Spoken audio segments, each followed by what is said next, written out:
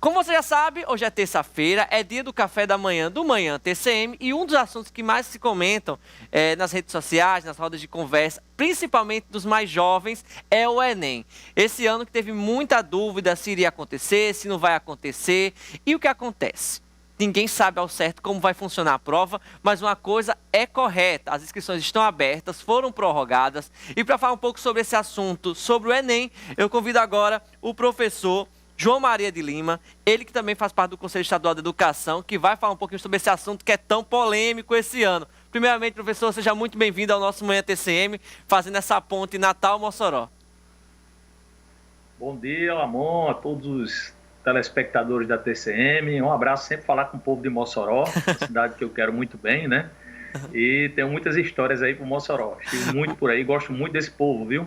Que bacana, que bom. Professor, o senhor que já trabalha muito tempo com a educação, com a parte de língua portuguesa, com essa parte de Enem, a gente sabe que todo ano, quando chega nesse período do Exame Nacional do Ensino Médio, os estudantes têm dúvidas em relação ao exame. Seja por questão da prova mesmo em si, que ela é diferente das provas convencionais, seja da questão da preparação. E esse ano ele traz muitas novidades, já começando pela dúvida, se vai ter ou se não vai ter. Tudo indica que tenha, inclusive as inscrições foram prorrogadas. Nesse primeiro momento, professor, como é que o senhor está vendo essa discussão em torno do Enem, principalmente para quem está se preparando em casa? Afinal, a gente está vendo um momento de pandemia, é um momento diferente, muitos estudantes não estão tendo acompanhamento dos professores, é tudo virtual, né? Como é que o senhor está vendo esse momento desse ano diante do Enem e a pandemia? Eu acho que como todos os brasileiros, né, com muita tristeza a gente enxerga esse cenário, não é um cenário fácil, né? E ainda não temos uma previsão de quando as aulas presenciais voltarão. O fato é que o aluno que vai fazer o Enem, o candidato que se inscreveu ou que vai se inscrever até amanhã, ele tem que ter em mente o seguinte, aquilo que todo candidato sempre tem, foco. E nesse período esse foco tem que ser redobrado, porque como eles estão sem aulas presenciais, né, eles devem se agarrar a todas as oportunidades de estudo. Não é fácil, mas também nunca foi fácil para quem quer entrar numa universidade. Eu me refiro principalmente, Lamon, aos alunos, aos estudantes de escolas públicas, que esses têm enfrentado mais dificuldade nos últimos dias, não é? Porque nem todos dispõem de recursos como nós temos agora, por exemplo, aqui nessa comunicação via Skype Natal-Mossoró, como estamos fazendo, não é verdade?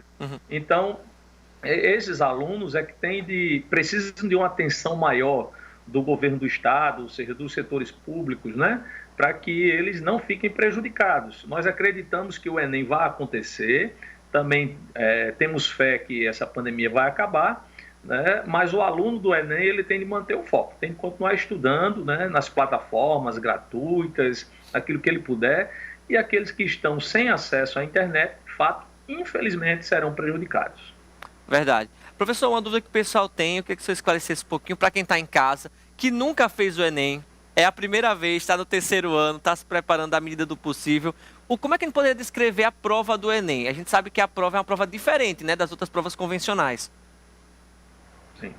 A prova do Enem já é uma prova consolidada, Lamon. É uma prova que é muito contextualizada, é uma prova que considera muito o dia a dia do jovem, do estudante. Então o aluno ele tem de observar muito isso, as questões são muito voltadas para o dia a dia. Eu que sou da área de linguagens, como você mesmo já disse, eu fico até com vontade de fazer a prova de física, de matemática, o que parece até incoerência, né? Mas as questões são muito contextualizadas, sabe? São muito inteligentes. O que o aluno tem de entender é que para estudar para esse tipo de prova, ele precisa ter uma estratégia. Que estratégia? Marcar o tempo, né? Ele deve marcar o tempo, ele deve ver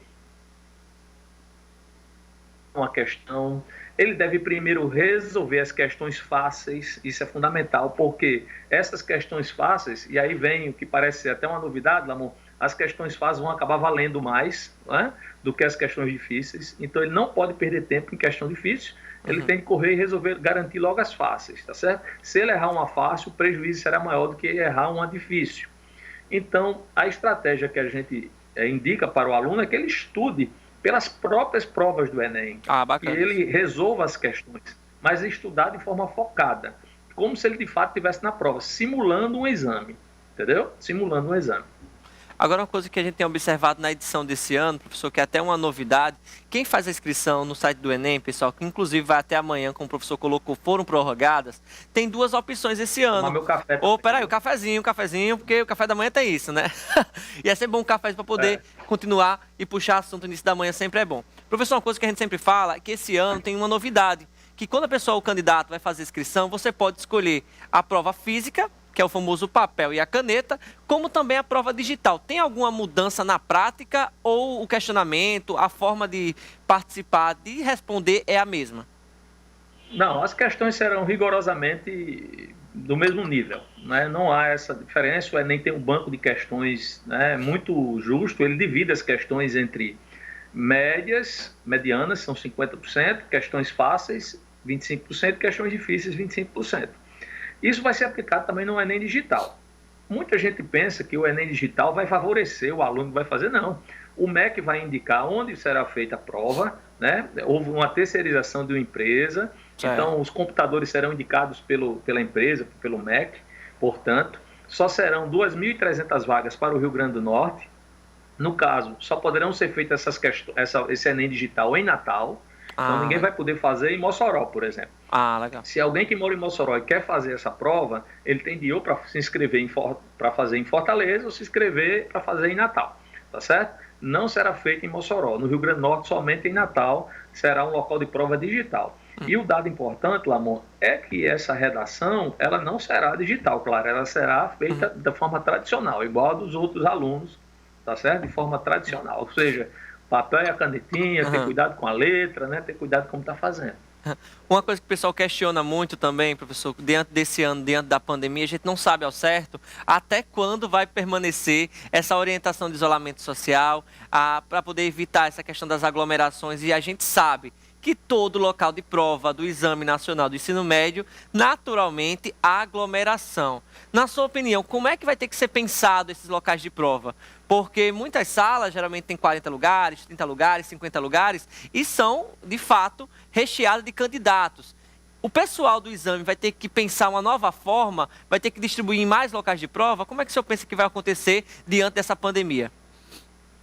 A gente ainda não sabe quando o MEC vai marcar essa prova, né? O MEC está esperando se posicionar, esperou até o final, praticamente, para dizer que ia adiar, né? Já era previsto.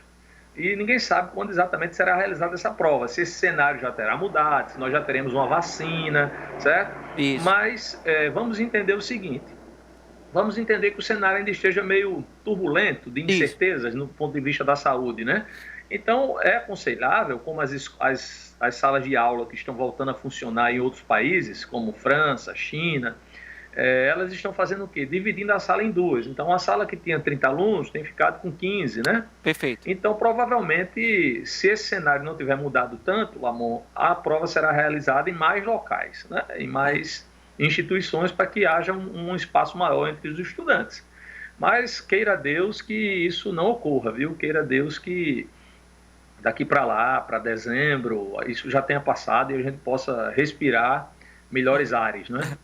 Uma coisa que é bacana a gente também colocar aqui, professor, é que o Exame Nacional do Ensino Médio, ele vai muito além da questão do português, da matemática, da física. Você até colocou, é uma prova contextualizada. E cada vez mais o que a gente observa nas questões é que não são apenas as questões didáticas do dia a dia da sala de aula.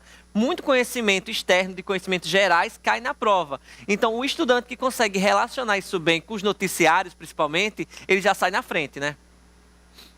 Com certeza. É por isso que muita gente, Lamon, que está fora da escola há um tempo, pessoas mais experientes, têm mais experiência de vida, né? Que já tem até uma faculdade, resolve fazer novamente o Enem e diz, poxa, eu passei, estava tantos anos sem estudar. Poxa, não, é que a prova ela traz muito de leitura mesmo, de experiência. E hoje, o maior público do Enem é aquele jovem, é o estudante de ensino médio. Então, o que é que ocorre? É uma geração de textos curtos. São estudantes que não estão habituados com textos mais longos. Então, eles leem muito apressadamente.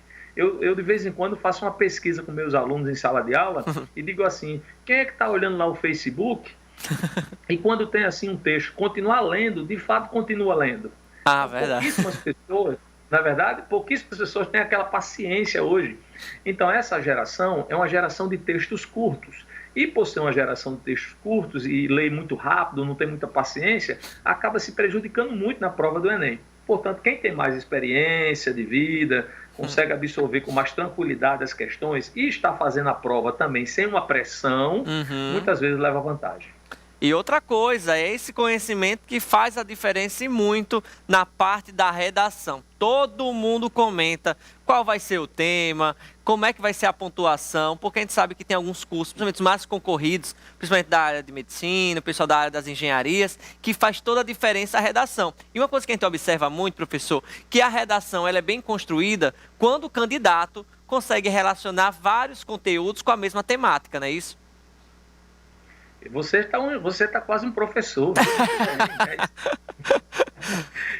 É verdade. O Enem considera que o aluno deve ter conhecimento de diversas áreas, sim, certo? Então, o aluno que consegue fazer uma relação com outra disciplina, relacionar com um fato histórico, né? Com algo do passado, consegue elencar em seus argumentos um pensamento de um filósofo, de um sociólogo, de alguém que contribua para aquela discussão, mas que também o aluno que preserva a sua autoria. O que é ter autoria? É você pegar o pensamento de um filósofo e aplicá-lo à sua maneira, fazer uma interpretação e reescrevê-la à sua maneira. Isso é melhor do que levar uma frase decorada, como aquele que guardou no bolso uma frase, essa eu vou usar de qualquer forma. É verdade. Não, é bacana. O ideal é que o estudante ele consiga assimilar o pensamento de alguém e consiga fazer disso uma interpretação e construa esse pensamento citando, né, o autor, mais dizendo, reescrevendo a sua maneira.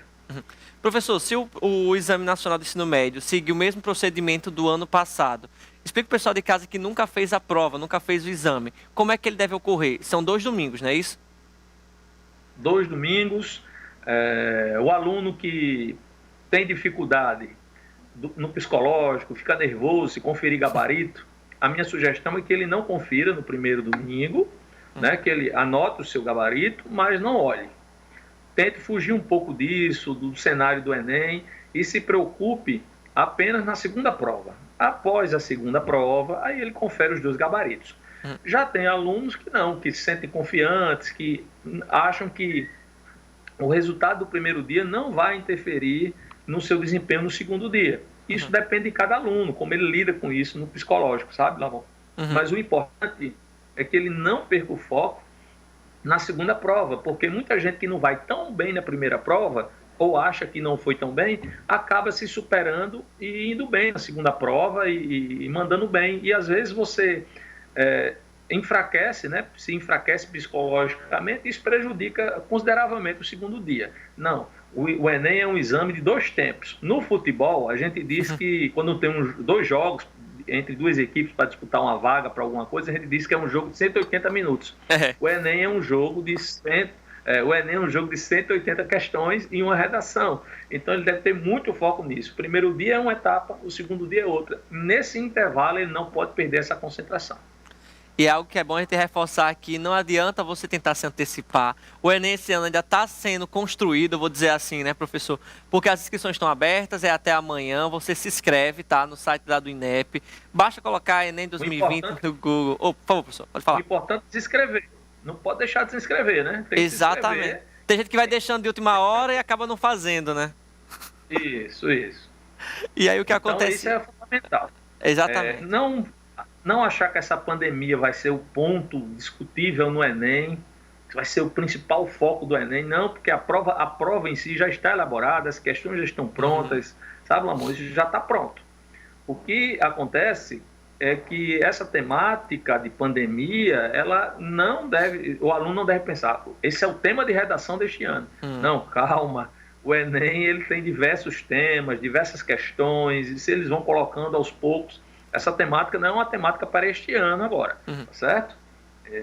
O que acontecer de parecido é mera coincidência. As provas já estão prontas, então esse é um exame que ele é bem feito, ele é elaborado, ele não é elaborado de forma rápida, certo? Ele é planejado, pensado, há um banco de questões, isso é tudo selecionado, há uma equipe muito competente de técnicos do MEC, Então, o aluno não deve se deixar levar pela ansiedade e não ouvir todo mundo. Eu escuto muita gente dando sugestão de tema do Enem, isso deixa o aluno em parafuso. Outro dia, em sala de aula, um aluno disse: professor, minha mãe disse que o tema vai ser esse, porque ela ouviu de uma professora dela, que tem uma professora da UFRN. A UFRN não tem nada a ver com a prova do Enem. Né? Então, eu escuto muito isso. Eu entrei outro dia num táxi, Lamon, de um aulão, eu estava no aulão, né, num hotel aqui em Natal, e ia para a TV dar uma entrevista. E o rapaz me perguntou: o que é que o senhor estava fazendo no hotel, o rapaz do táxi? Aí eu disse: olha, eu estava dando um aulão, agora... Ele disse: o senhor é professor de quê? Eu disse: de português. Ele disse: o tema de redação deste ano é idoso, né? Ele já tinha certeza de que o tema seria idoso. Ou seja, todo mundo dá um palpite. Então, o aluno ele deve ter consciência, tranquilidade, fazer redação de todos os temas que ele achar que é pertinente, treinar, praticar, ficar tranquilo. Eu estava em Fortaleza outro dia, a convite de uma escola, e conversei lá com um aluno que tinha tirado 1000 na redação por duas vezes. Ele era estudante do segundo ano, tirou 1000. No terceiro ano, ele fez de novo e tirou 1000. Né? E esse aluno estava lá participando desse evento da escola comigo. E eu disse: qual foi a sua estratégia, Antônio? O nome dele era Antônio. Ele me disse: olha, professor, eu comecei o ano fazendo uma redação por semana. Quando foi lá para abril, eu passei a fazer 2, 3. Quando chegou setembro, o Enem era no começo de novembro, eu passei a fazer uma redação por dia. Caramba! Então, quem faz uma redação por dia é muito provável que saiba qual é o tema da prova, né? Porque é muita redação, então vai coincidir um tema que ele já tenha pelo menos chegado perto, não é, Lamon? Então, assim, é fundamental que a pessoa, que o estudante saiba que ele praticar redação, corrigir os erros, pedir para um professor olhar: professor, onde é que eu posso melhorar aqui? Você acha que eu devo melhorar? Isso é fundamental. Também não é só quantidade. Este aluno ele já vinha fazendo isso há 2 anos, então ele tinha uma prática, né, de um texto, uma estratégia. Então, o que você tem, se você tem dificuldade de escrever, você tem de procurar escrever, ver a correção, pedir para um professor, alguém mais experiente olhar, dar uma ajuda e você tentar corrigir isso. No começo, para quem tem dificuldade, o melhor é escrever menos textos, mas consertando-os, corrigindo-os. E depois que você já pegou uma prática, que já absorveu erros de gramática, que você não mais os comete, aí sim você passa a praticar mais textos, explorando diversos temas. E é fundamental que veja pontos de vista antagônicos.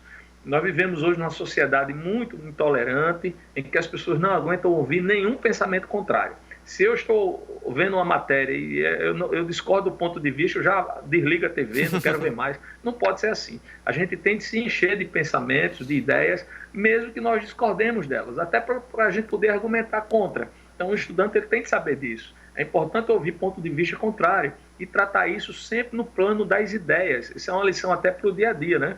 Nós devemos tratar isso no plano das ideias, nunca no plano do lado pessoal. Né? As pessoas, nós devemos respeitá-las e respeitar também o direito que elas têm de discordar do nosso ponto de vista. Isso deve ser pensado para a prova do Enem também, é isso que o Enem quer. Muito bacana. Professor, só tenho que agradecer pela sua presença aqui.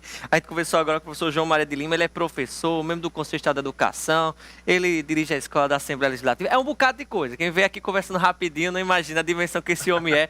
E eu quero agradecer pela sua presença. E quando tiver assunto sobre o Enem, você está sempre convidado aqui para o nosso Manhã TCM. Professor, tenha um ótimo dia. Eu que fico à disposição de vocês sempre. É sempre uma alegria participar aqui com o povo de Mossoró, essa terra maravilhosa. Rever você, meu amigo. Né? Já trabalhamos juntos, temos participação em outro canal, né? no rádio. Exato. Então é uma alegria, parabéns aí pelo sucesso do programa, pela audiência. E contem sempre conosco, estarei sempre à disposição. Eu que agradeço. Tenha um ótimo dia, professor. Até a próxima. Tchau. Tchau, tchau.